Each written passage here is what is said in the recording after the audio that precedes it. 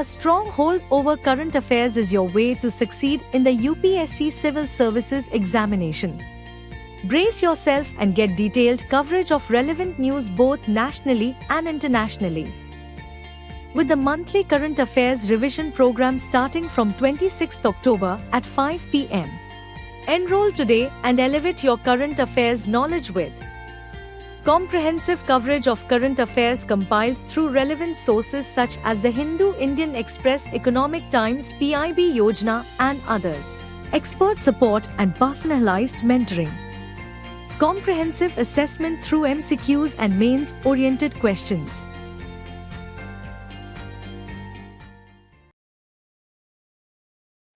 Hello and welcome to this edition of News Today. Without delay, let's have a look at the headlines first.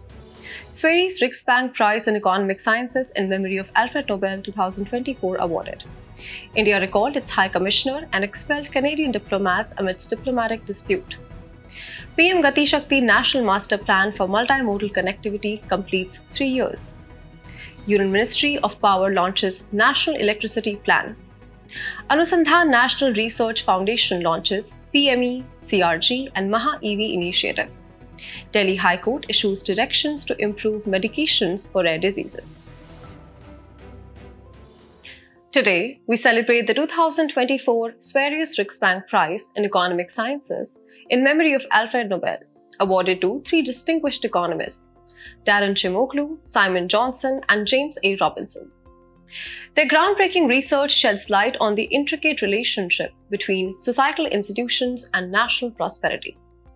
The Nobel Committee has recognized Acemoglu, Johnson, and Robinson for their extensive studies on how institutions are formed and their profound impact on the economic success of nations. Their work emphasizes that the prosperity of a country is not just a product of resources or geography, but is significantly influenced by the societal institutions that govern it. In their research, the economists reveal how democracy emerged in various colonies. They argue that the threat of revolution from the masses could not be effectively managed through mere promises of social reform. Instead, the establishment of robust institutions often led to more stable democracies, allowing for better governance and economic growth. The wealth disparity between nations is stark. Currently, the richest 20% of the world's countries are approximately 30 times wealthier than the poorest 20%. This alarming gap can be traced back to the different societal institutions established during the colonial era. The economists categorize these institutions into 2 main types: extractive and inclusive. Extractive institutions were designed to exploit local populations and extract natural resources for the benefit of colonizers. This system often led to a reversal of fortunes, where once prosperous nations fell into poverty post-colonization. For example, in the mid-18th century, India had a higher level of industrial production than the USA, showcasing the detrimental effects of colonial exploitation.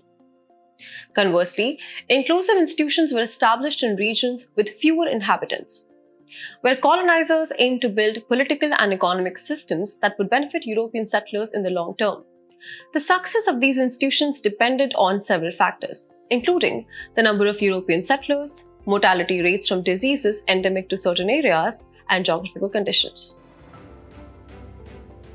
In our next news, let's dive into a complex diplomatic dispute that has emerged between India and Canada. Recently, India recalled its High Commissioner and expelled Canadian diplomats amidst escalating tensions. Let's break down what led to this significant diplomatic clash. Canada has requested that India waive diplomatic immunity for its officials, alleging their involvement in an investigative matter. However, India found this request to be quite preposterous. Now, what does diplomatic immunity actually mean?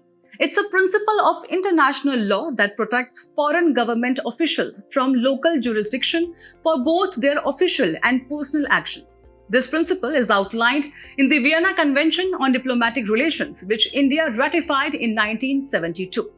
Now, let's explore the recent fallout in India-Canada relations. One of the major issues at the center of this tension is the presence of Khalistani extremists.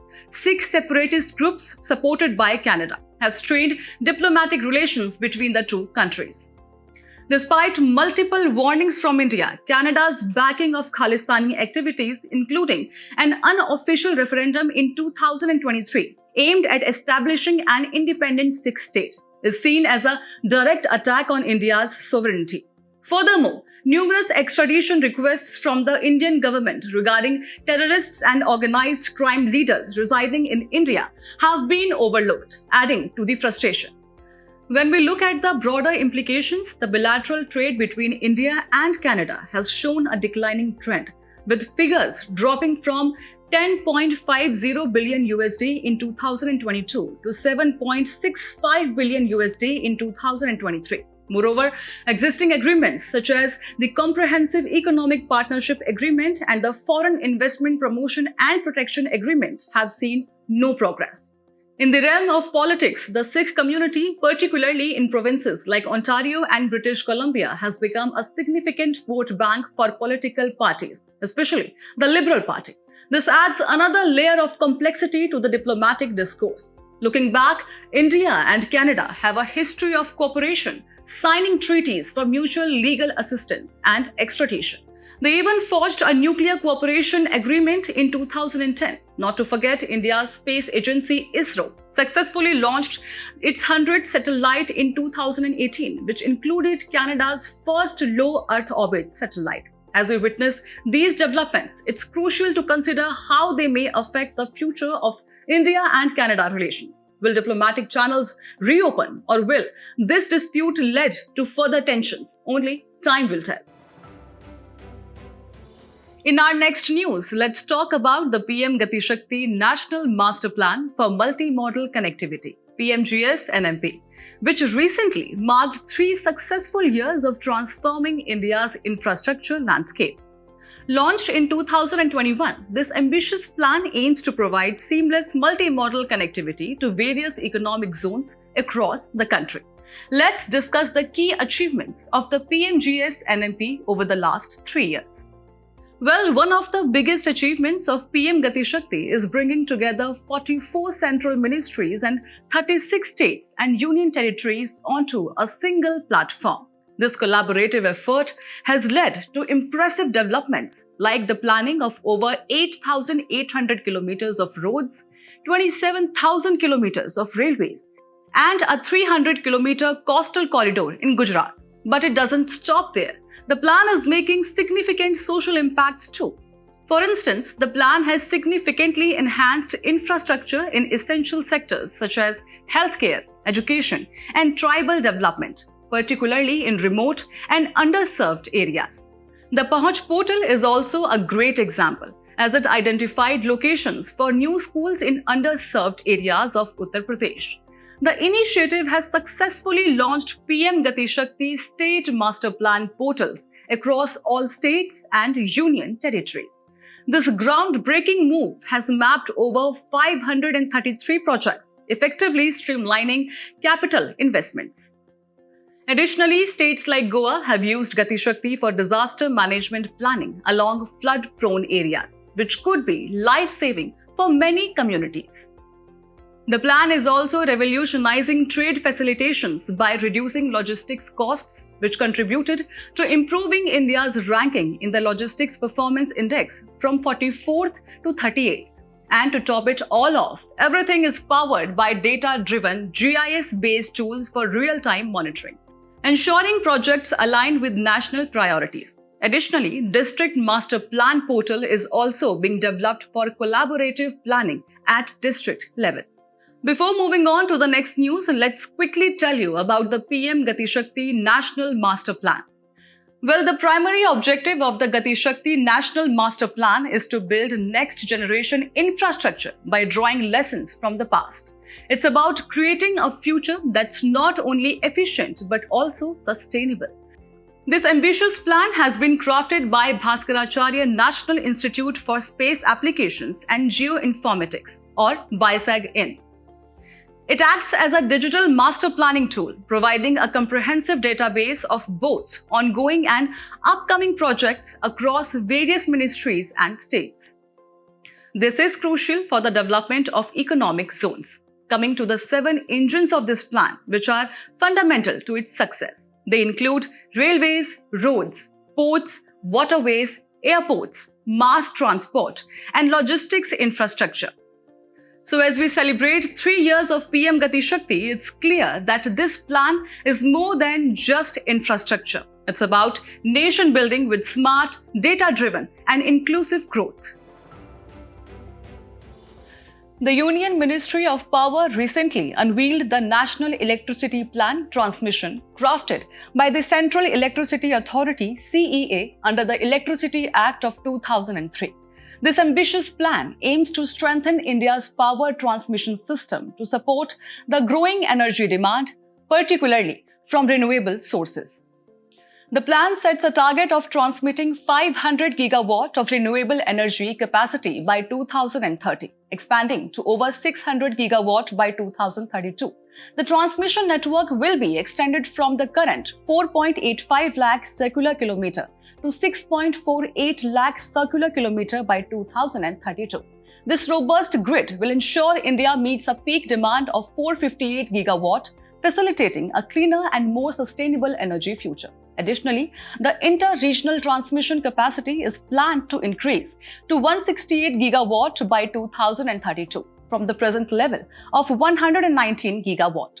Innovative elements of the plan include the integration of 10 gigawatt of offshore wind farms, 47 gigawatt of battery energy storage systems, and 30 gigawatt from pump storage plants. Additionally, it aims to meet the power needs of green hydrogen and green ammonia manufacturing hubs across coastal regions.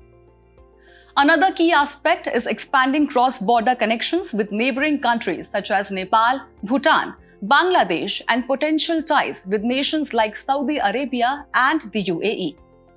Despite this forward-thinking approach, challenges remain in India's transmission sector, such as high transmission losses, difficulties in integrated renewable sources, outdated technology, and cyber-security threats. Before wrapping up, let's quickly tell you about Central Electricity Authority (CEA).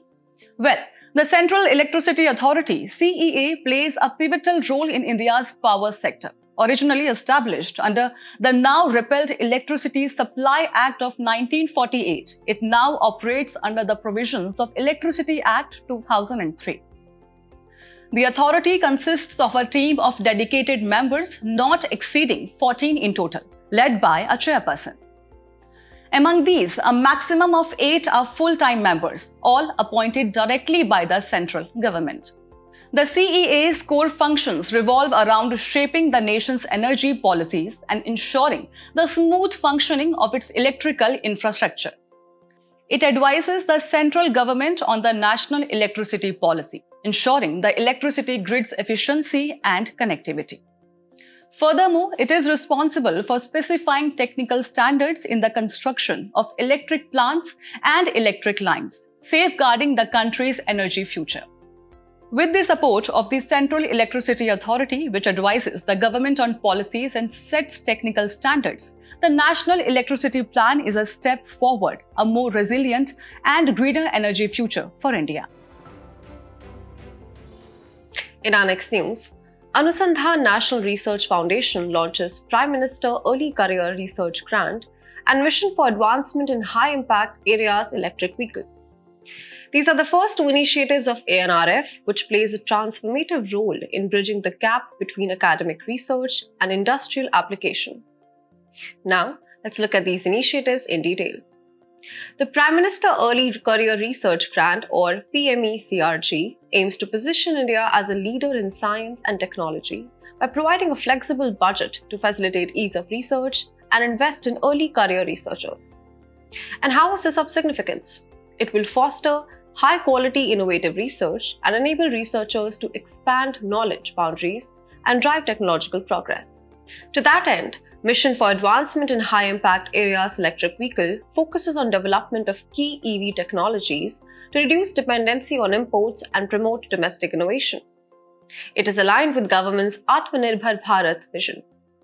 This initiative is concentrating on 3 critical technology verticals, that is, tropical EV batteries and battery cells, power electronics, machines and drives, and EV charging infrastructure. This mission will enhance domestic capabilities in design and development of essential EV components. In terms of its significance, it will position India as a hub for EV component development, driving global competitiveness and innovation. And secondly, by accelerating the shift towards electric mobility, it will contribute to a greener and sustainable future. Wrapping up, Anusandhan National Research Foundation was established under ANRF Act 2023 and operates under Department of Science and Technology. With its establishment, Science and Engineering Research Board is subsumed into ANRF. Its aim is to seed, grow and promote R&D and foster a culture of research and innovation throughout India's universities, colleges, research institutions and R&D laboratories. Lastly, it acts as an apex body to provide high-level strategic direction of scientific research in country as per recommendations of National Education Policy. In a landmark judgment, the Delhi High Court has issued significant directions aimed at improving access to medications for rare diseases. In the case of Master R.N. Shaw versus Union of India, the court highlighted that the right to health is an integral part of the right to life under Article 21 of the Constitution. The court emphasized that this right must be equally upheld not only for those suffering from common ailments but also for individuals battling rare diseases. The court's ruling includes several key directions to both the Union of India and pharmaceutical companies to address the pressing issues surrounding rare disease treatments in the country. For the Union of India, the court has instructed the creation of a National Rare Diseases Fund. This fund aims to reduce the cost of treatments and make them more accessible for those in need.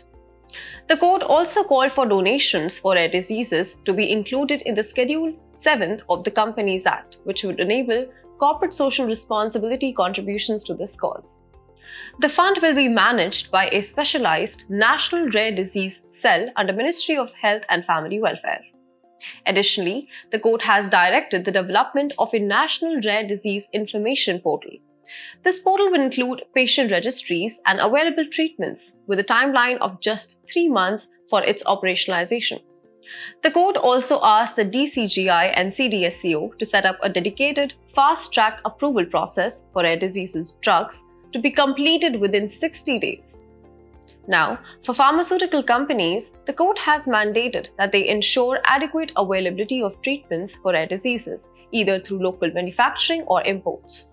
Companies importing therapies must submit a detailed plan to the Ministry of Health within 90 days for establishing local production or distribution facilities in India. Rare diseases, as defined by World Health Organization, are life-altering conditions affecting fewer than 1 in 1,000 people. Diseases like cystic fibrosis and Pompe disease are just a few examples of rare conditions that require immediate attention in terms of treatment and availability. The government has already initiated steps to address these challenges. The National Policy for Rare Diseases 2021 aims to reduce the incidence and prevalence of these conditions, while the Rashtriya Arogya Nidhi provides financial assistance for economically disadvantaged patients. In today's Place in News, we will be discussing Colombia with its capital, Bogotá. India has signed audio-visual co-production agreement with Colombia. Let's discuss its political features. It shares land boundaries with Venezuela and Brazil in the east, Panama in the north, Peru and Ecuador in the south. It shares its maritime boundaries with Caribbean Sea and the Pacific Ocean. It is known as Gateway of South America because it lies in northwestern part of continent where South America connects with Central and North America. Additionally, it joined OECD in 2020. In terms of its geographical features, its highest point is Pico Cristobal Colon, and the climate here is tropical along coast and eastern plains and cooler in highlands. Its major rivers are Magdalena, Amazon, Orinoco, etc. The natural resources found in the area are petroleum, natural gas, coal, gold. As we wrap up today's main news, let's have a look at some quick updates. Drugs Controller General of India announced that 11 countries have recognized Indian pharmacopoeia as their standard. IV prescribed standards for identity, purity, and strength of drugs essentially required from healthcare perspective.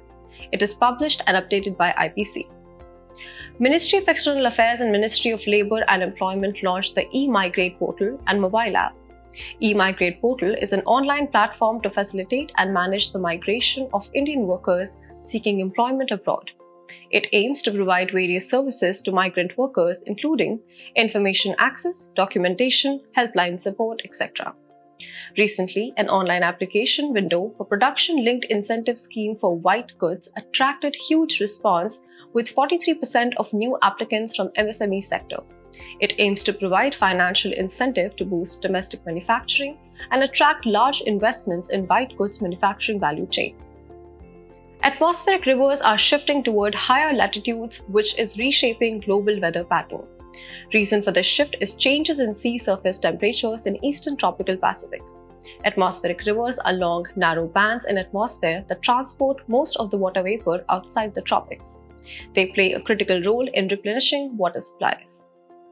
As per Envistats India 2024, Nagarjuna Sagar Sri Shailam Tiger Reserve has been ranked first among tiger reserves for hosting largest leopard population. It constitutes of 2 wildlife sanctuaries, Rajiv Gandhi Wildlife Sanctuary and Gundla Brahmeshwaram Wildlife Sanctuary. WHO team arrived in Deeg, Rajasthan amidst rising cases of diphtheria. It is a contagious disease that is caused by toxin-producing bacteria and infects respiratory system, mainly affecting children from newborns to 16 years of age. Union Ministry of Earth Sciences approved installation of an X-band radar in Kerala's Wayanad district following devastating floods and landslides. This radar uses radio waves to determine the distance, velocity, and physical characteristics of objects. NASA's Europe Clipper embarked on long voyage to Jupiter to investigate its moon Europa. Its objective is to determine whether Europa has conditions that could support life. It is the largest spacecraft NASA has ever developed for planetary mission. Before we sign off, let's challenge your understanding in today's installment of Test Your Knowledge.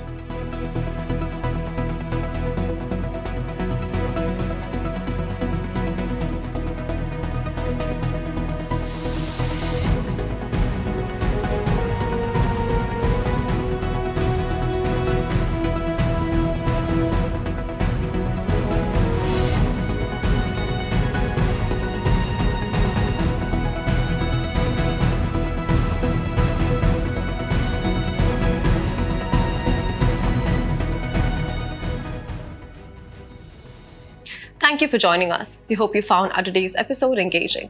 For the solutions to the quiz and for the PDF version, visit the links in the description below.